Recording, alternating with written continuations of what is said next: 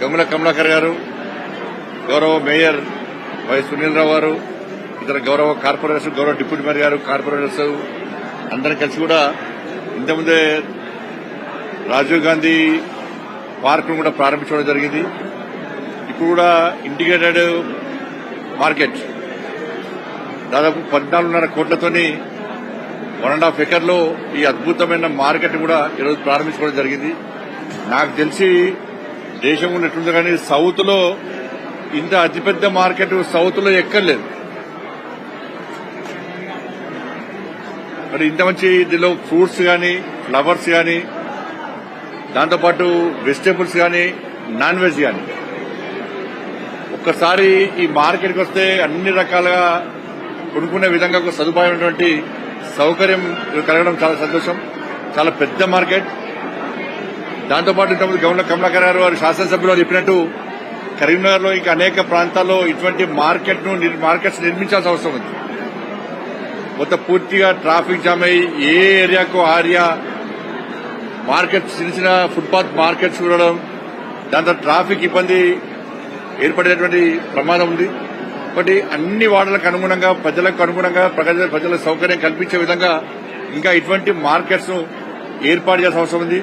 నరేంద్ర మోడీ గారి ప్రభుత్వం smart city ప్రకటించిన తర్వాత త్వరితగతిన నిధులు ఇవ్వడం, రాష్ట్ర ప్రభుత్వం కూడా ఆ నిధులను వెంటనే మ్యాచింగ్ గ్రాంట్ ఇవ్వడం, ఇప్పుడున్న రాష్ట్ర ప్రభుత్వం కూడా ఇంకా సహకరించాల్సిన అవసరం ఉంది.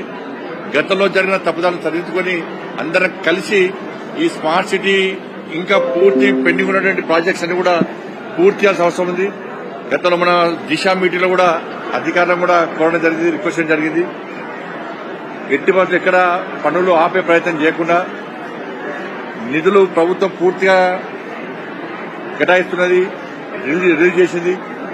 పనులు చేయడం ఆలస్యం, మరి పనులు కూడా క్వాలిటీగా జరుగుతామని ఇంకా జరగాల్సిన అవసరం ఉంది. మరి రాబోయే రోజుల్లో కూడా మనం ఈ స్మార్ట్ సిటీ వర్క్స్ ను పూర్తి స్థాయిలో కంప్లీట్ చేయడము, ఎందుకంటే పాలక వర్గం కూడా ఈ నెల 28కి లాస్ట్ కాబట్టి వారి హయాంలో ఈ పనులు ప్రారంభమైన కాబట్టి వారే ప్రారంభించుకోవాలని చెప్పి ఒక ఆలోచన చాలా మంచి ఆలోచన.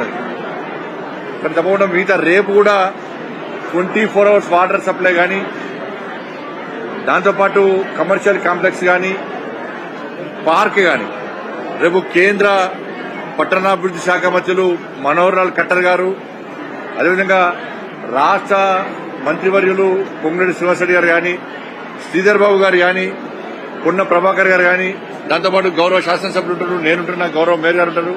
అందరం కలిసి కూడా రేపు 10:30కు జరిగేటువంటి ప్రారంభమైన అభివృద్ది కార్యక్రమాన్ని కూడా ప్రజలందరూ పాల్గొనాల్సిందిగా అందరికీ అప్పీల్ చేస్తూ, ఇది కేవలం అభివృద్ది కార్యక్రమాన్ని రాజకీయాలకు అతీతంగా జరుగుతున్న అభివృద్ది కార్యక్రమాలు కాబట్టి అందరం కలిసి రాబోయే రోజుల్లో కూడా ఏదో స్మార్ట్ సిటీగా ప్రకటిస్తామో ఇంకా అందంగా తీర్చిదిద్దే విధంగా మేమందరం కలిసికట్టుగా కృషి చేస్తామని చెప్పి అందరికీ విజ్ఞప్తి చేస్తూ, వరంగల్ ను, కరీంనగర్ ను స్మార్ట్ సిటీగా ప్రకటించిన తర్వాత వరంగల్ కంటే ఎక్కువ అద్భుతంగా, అతి తక్కువ సమయంలో ఎక్కువ అభివృద్ది జరుగుతున్న నగరం ఇవాళ కరీంనగర్ కార్పొరేషన్.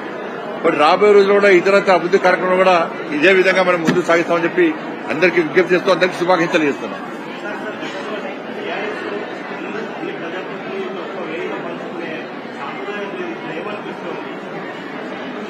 అదే మీకు కాదు, మీకు మాత్రమే కొట్టాడకాలం ఉన్నది.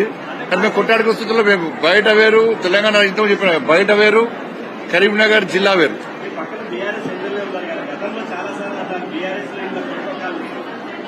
ప్రోటోకాల్ గతంలో కూడా ఇప్పుడు అంతా కలిసి ఉన్నాం. కలిసి ఉంటే అభివృద్ధి ఏ విధంగా మీకు సాగుతున్నది.